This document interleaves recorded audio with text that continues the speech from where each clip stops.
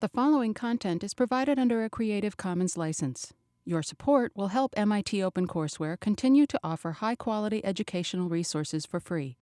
To make a donation or to view additional materials from hundreds of MIT courses, visit MIT OpenCourseware at ocw.mit.edu.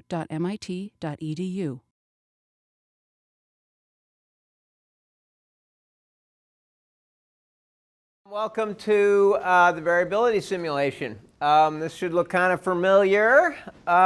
This is a much simpler simulation than before. It's not going to take all day, but it's going to illustrate one point very well, which is what's the impact of variability on process performance. That's our learning objective, and we're going to look at it through the poker chip simulation. We're going to look at a computer simulation. Because one of the problems with variability is sometimes to understand a variable system, you need a lot of data, a lot of cases. And we're also going to explore some simple relationships that help us, including that Q theory equation that Earl showed, that help us understand variable processes. This is a piece of rather old data. On an engineering process with high variability. The traditional process shown here with a high cycle time and high variability was actually the process that was value stream mapped in the module we showed, I believe it was 2 days ago. Now, that had that very messy value stream map, right, with all of the arrows going everywhere. It was a very unpredictable process. It ended up having very high variability. Now, the problem with that, given that that process was embedded in a larger process, which was to produce an airplane, it was just a drawing release process. The problem wasn't even so much the fact that it took a long time, although that wasn't great. The problem was that the variability was almost as high as the actual time, which means it could take almost no time. It could take double the amount of time. And how easy is it to do organized work in an environment where even the allegedly simple processes are so unpredictable? It's very bad. Now, they managed to actually do a lot about that by applying lean. But you can see how disruptive that high variability is going to be. The accounts payable module also reinforced that the high variability was very destructive to that process. On top of that, you're going to have quality problems with the variable process. That's highly likely. They may be variable because of mistakes, or it may be that the variable process makes it easier to make mistakes. And then we're also going to talk both in Six Sigma and today about the process capability being affected by variability. OK, so we're going to do, I said this already, a dice game. We're going to do a computer sim, and we're going to look at some simple relationships. We're also going to sort of foreshadow some stuff we're going to do in the quality in Six Sigma. Not on these bullets. I'm going to try to go, I'm talking fast right now because I'm going to try to carve out a little bit of time at the end to discuss some of the things you can do about variability, because I think that's particularly important to our healthcare audience. To some extent our engineers, but particularly our healthcare people. One of the big issues with applying any kind of process improvement in a very high variability environment is just getting your mind wrapped around, well, what does an average mean? What does even a standard deviation mean in a process where the variability has weird distributions and odd special cases and outliers? We'll try to carve out a little bit of time to actually talk about some of the practical things you can do to get variability under control. Here's a perfect system. What you are sitting in front of is a perfect, balanced, single-piece flow system. Or near single, it's a very small batch system. It has tasks arranged in order in actually a U-shaped cell. It's not a pull cell, it's more of a push cell, but still it's a U-shaped cell. Every task has an inventory in front of it, a little buffer inventory to make sure that it has the things it needs to do its work. Every task is perfectly balanced, so there's no bottlenecks in the system. The only thing imperfect about the system is its variability. Okay? And this half of the room, your mats actually say mailroom and PFR check, and well, you get the picture. We're looking at the accounts payable process here. you guys on the healthcare side actually have familiar looking maths from yesterday, because you had a process that had variability issues yesterday. The point here, both sides of the room are identical. And the point we're actually trying to make here is an awful lot of processes look like this. Even if you get them perfect, if they have variability in them, they're going to behave in ways that are actually even worse than one might expect. So let's find out how this system behaves. This is the game. It's a very simple game. What we're going to ask you to do is every day, we're going to call the shifts days. Every day we are going to process chips. We are going to process one 6-sided die worth of chips. So anywhere from 1 to 6 chips. There's our variability. The way we are going to process them is we are going to pick up chips from our inbox. If you are the customer or patient person, you have a big pile of chips. So you have an infinite quantity of chips. You just pick up chips from there. Everybody else has a finite number of chips that they can pick up, the ones in their inbox. So you will be rolling a dice, picking up that number of chips from your inbox. If you don't have enough, okay, too bad. If you roll a 6 and you only have 3, which is what everybody has now, then you just pick up the 3. And then everybody at the same times, to avoid confusion, passes those chips, the number of chips that they can pass, to the next person in line. And then at the end of each day, we will write down how many chips we passed. The only tricky part about that is that both the archive here and the discharge there, a certain number of chips every day will go into that mat, and the customers, the people or the patients, have to record that number. That's kind of the overall throughput of the system. So that's a slight trickiness at the end. That's what we're going to do. So for example, here's day 1. Everybody has 3 chips. If this person rolls a 3, they pick up all 3 chips. Send them along. This person rolls a 2, they can only pick up 2 chips. This person rolls a 5, they can only pick up 3 chips because that's all they have. No waiting for this person to send the 2 along, so then you have 5. No, that's cheating. Everybody just gets to pass 1. The chips only get past 1 station per day. Okay, this person rolls a 1, etc. This person rolls a 6, they only have 3, so they pass 3. And then this is what it looks like at the end of that day. 3 have been passed along, 2 out, so the inventory went up. 3 came out, 2 went in, so that went down a little bit. 3 went in, only 1 left, so that's got more. Let's see. 1 went in and 3 came out, so that person only has 1. The overall throughput of the system was 3. We're going to record how many did you do, how many did you pass along. So either your die roll or how many you had, whatever number is smaller. How many did you pass along? And then at the end of the round, what is your work in progress? Everyone starts with 3, so that number is already filled in. At the end of each day, you're going to record your number. Yeah, so here's an example. Our person there passed 1 job along and some work built up. So at the end of that day, they had 5, etc. The customer or patient worksheet is a little bit more complicated because they're sending the work out. That's basically always going to be the die roll because you have lots and lots of chips. You're going to record the number of jobs that actually came through the system, and here the U-shaped cell is going to help us. So the number of jobs that are added, not in, but added to the finished pile at each round is recorded here. And then you're also going to keep track of the total WIP on the whole table, the total work in progress in the whole table, which starts at 12. Now you could just count every time, but that would be really slow. So instead, we're going to use a conservation law. Earl's an old aerodynamicist, so they love conservation laws, right? A former, a retired aerodynamicist, a former aerodynamicist. They love conservation laws. This is the conservation of chips laws.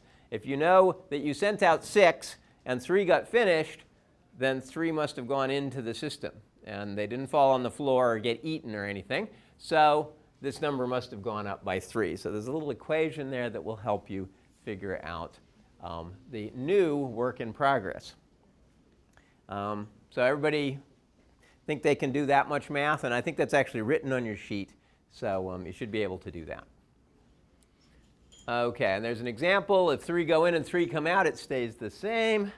If 2 go in and 1 comes out, then that extra chip must be sitting on the table. So it goes up by 1. And we can keep doing that ad infinitum. Okay, what do we think should happen? Maybe we should just ask for any questions or something. Yeah, we have any questions about the process?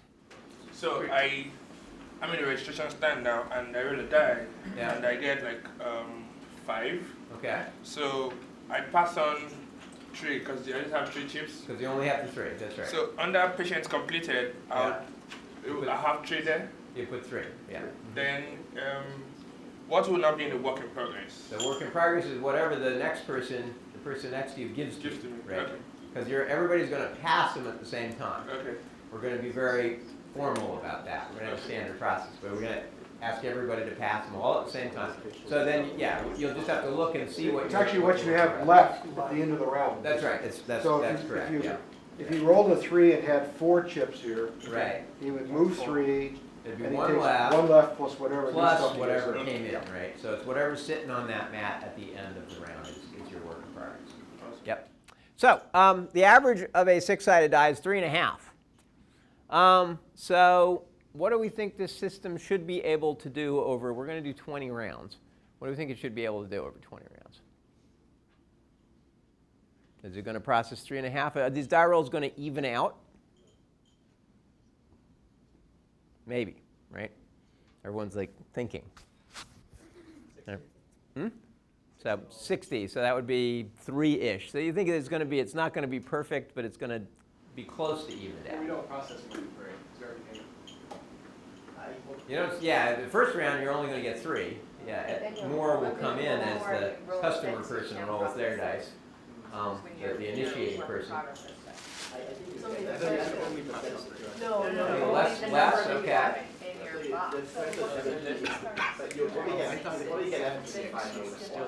Pardon? Less than 35. Okay, you're thinking a lot less. Okay, yep. Okay, so yeah, so people are struggling with this. Intuitively, this is hard. It's hard to figure out what this thing should do. I've already sort of biased the conversation by intimating that this system is going to behave badly. But you know, one's intuition, unfortunately, about random systems is that they should even out. People actually have, I mean, the way the human brain works is badly biased towards just figuring random things will even out. There's all sorts of interesting sort of gambling fallacies that are almost hardwired into people's brains. You know, the law of averages. Now, there is no law of averages. It tends, you know, we'll see. I won't go into that any deeper than that because what we're going to do, given that we can't really figure it out a priori, and if we try to do statistics on it, it actually gets really complicated really fast. We're going to do it. All right. So let's go ahead and do our process. Okay, what I'm going to ask everybody to do the first couple rounds is follow my cue. I'm going to dictate the process. Then we're going to... And we're going to try to check and make sure you're doing it. Right, and our facilitators will check and make sure you're doing it right. So first thing we do is pick up the dice. Everybody holding their dice? Okay, roll it. Okay, pick up that many chips, or 3 if you only got 3. And now everybody together, pass. Passing to the right, yeah. This is a properly done, actually more or less by accident, properly done U-shaped cell. We're passing to the right. Unless you're left-handed, in which case it's not so proper. But okay, everybody done that? Now write down what you did. How many did you pass? The customer person has a slightly harder job. Everybody figuring that out? Yep, okay. So the only communication necessary should be the number of chips finished, right? All right, day 2. Everybody roll a dice. Pick up that number of dice, or whatever you have, and pass it to the right. All right, write down your results. The amount that was finished needs to be communicated. No other talking, please. And finally, day 10. Not finally, but day 10, roll dice, pick up chips, pass them to the right, and write everything down. Now we're going to pause and ask how this process is doing. Who has only one chip? A couple people have only one chip. Who has 8 chips or more? 8 or more. 10 or more? Looks like we have a winner. How many? 14. 14 chips. Just died yesterday. That's right. Yeah, 6s are good today. Yeah, that's the one difference. So what should we do about this process? We've got at least 2 people who are keeping their in-bin clear. You know, they're sitting back. They have extra capacity. Yeah, we've got at least one person who just cannot keep up and probably has to go, right?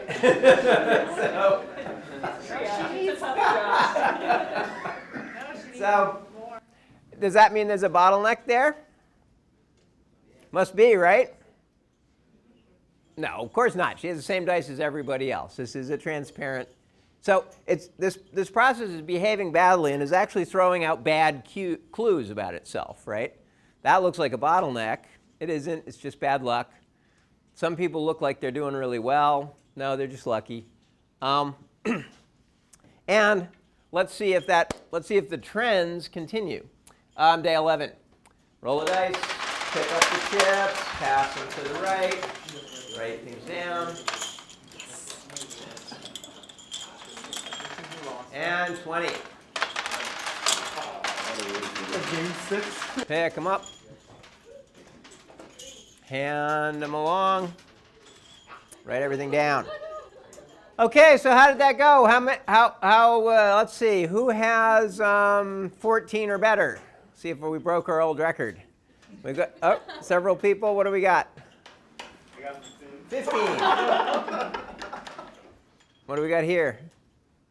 13. Oh, not quite. Okay, so 15. We have a new winner, right? How is our problem employee now? A little bit better. A little bit. Yeah, 8. Okay, down to 8. So magically got better. How about our people that had 1 before? Anybody have 1 now? Oh, we still got some people with not so many. I think we have 1 repeat winner. Do we not? Okay. So there we go. The system is, in fact, behaving fairly badly.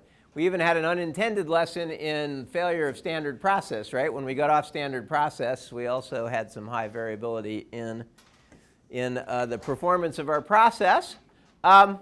There's some calculations you can do. They're self-explanatory. We're going to give you a few minutes to do that. Only a few. If you don't quite get them finished, that's probably okay. The one thing we would really like to see is the customer just getting the average throughput. That first average for the customer is an important number because we want to see what our performance looks like. There's a new one. Okay, very good. Okay. So you got 2.7 average throughput on M1. All right. What's your average throughput? 2.6. Okay. Oh, you guys. Looks like people are finishing up the numbers. 2.6.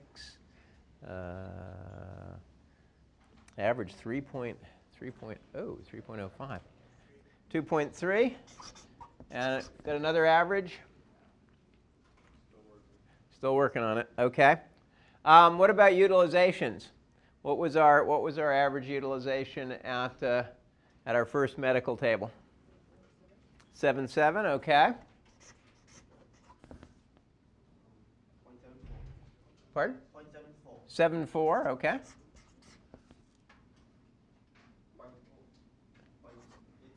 8.7. Okay, we got a good one there. 0.66. And 2.8, and what's the utilization? 0.8. Okay. So interesting thing here. And we can look at some of the other details. Another thing, I just asked you to look at your sort of personal sheet there. Is there any strong trend in the inventories? Inventories were definitely going up from 3, maybe. Some of them were going down. What's the overall trend in inventory? Anyone see a trend? Went up and stabilized? Give or take. Went up and stabilized, give or take. Just kept going up. Went up? Okay. Now that was even with three people with only one? The average overall still went up. That's interesting. That's interesting. And what was the personal productivity, this utilization factor of, say, you, the one who never had any inventory? What was your personal productivity? 0.74. 0.74. And what about the people that had lots of inventory?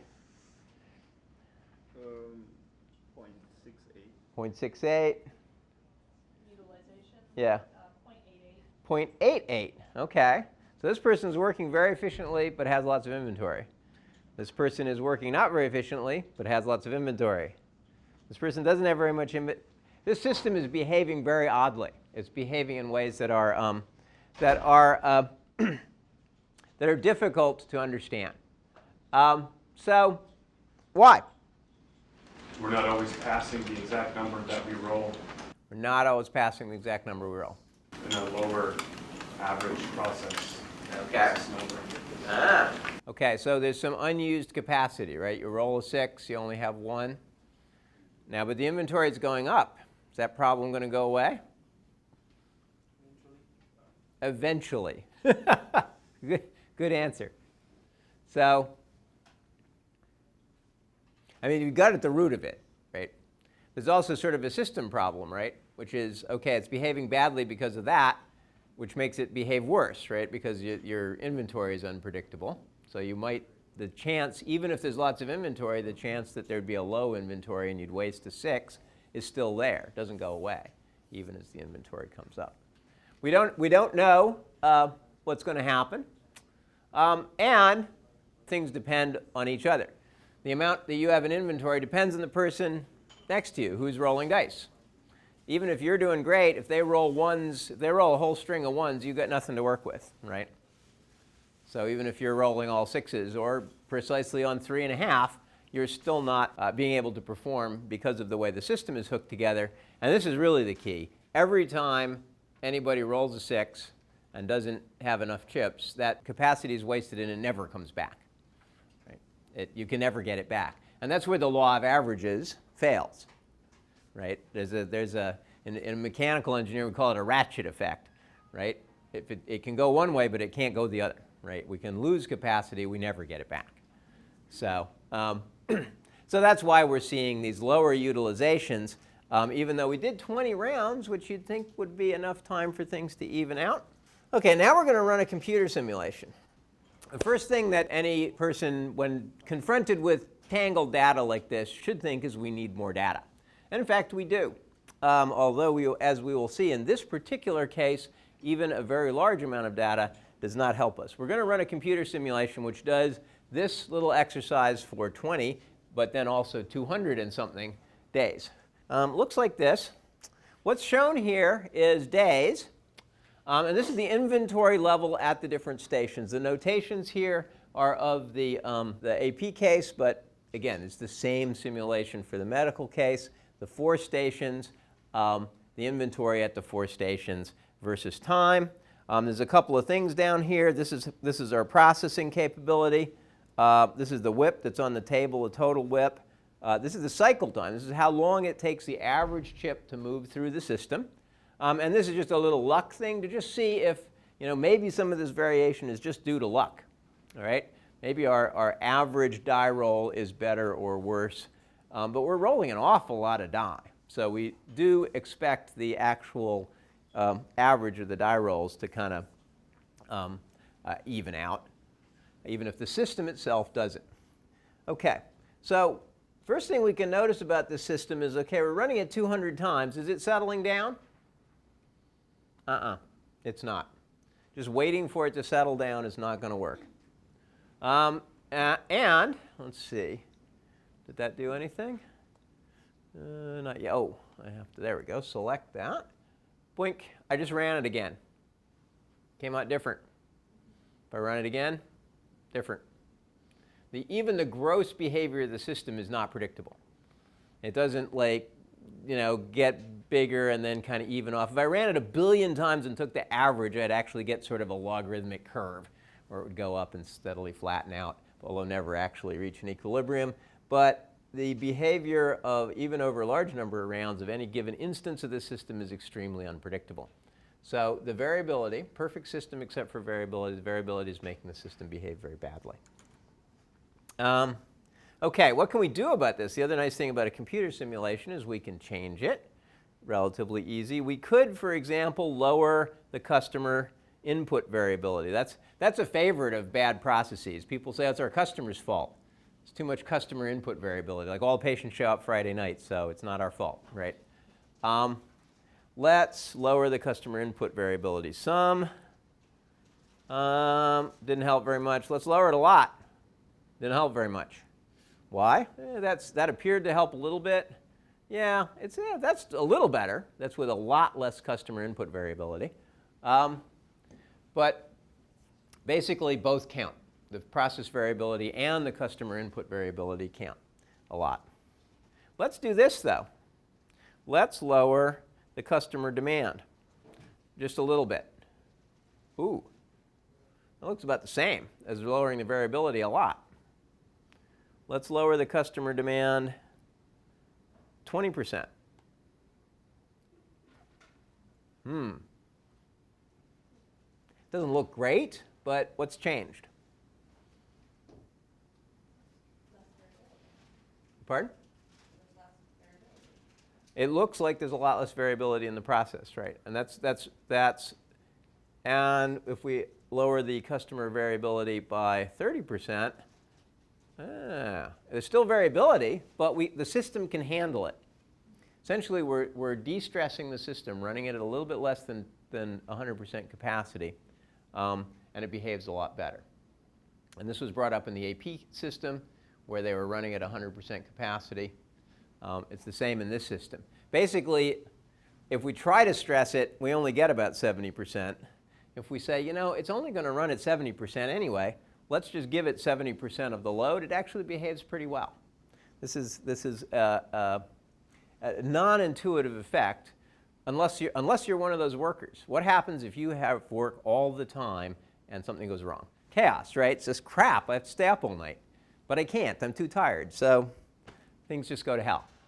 What happens if you have 6 hours of work in an 8-hour day and something goes wrong?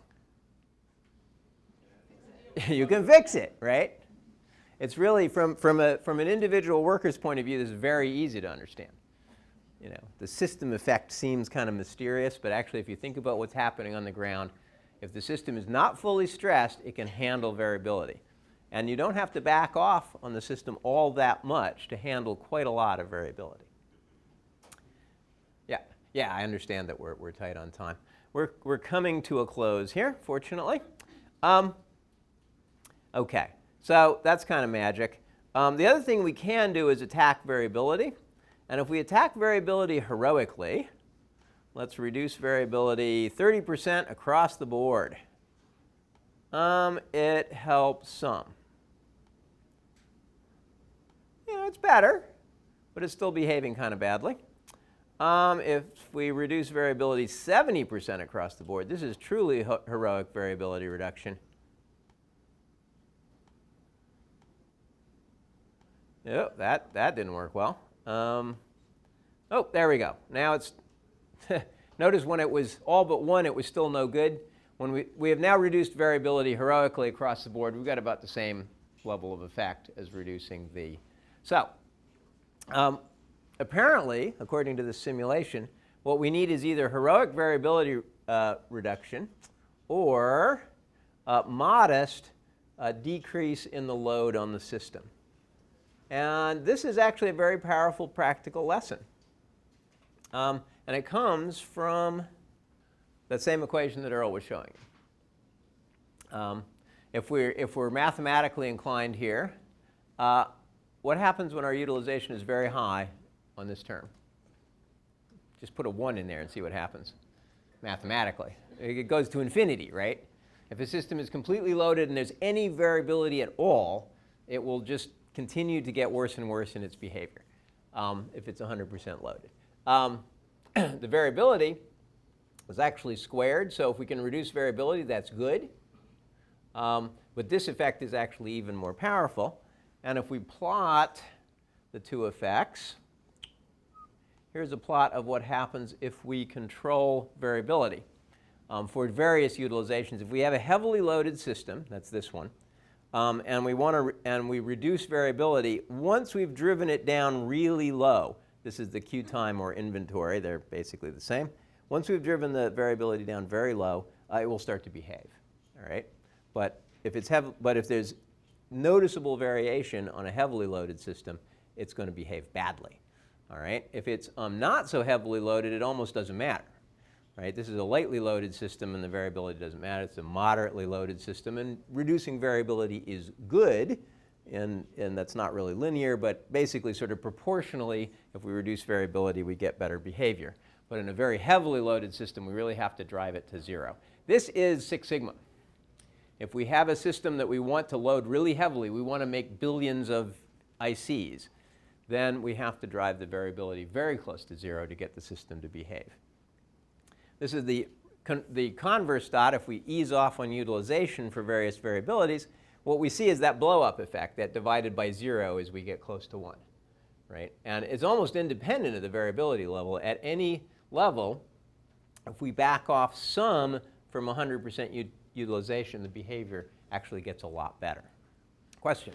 I'm just wondering how organizational management deals with this fact if they know that they need to operate significantly under their capacity in order to control their system versus having a perfect system without variation.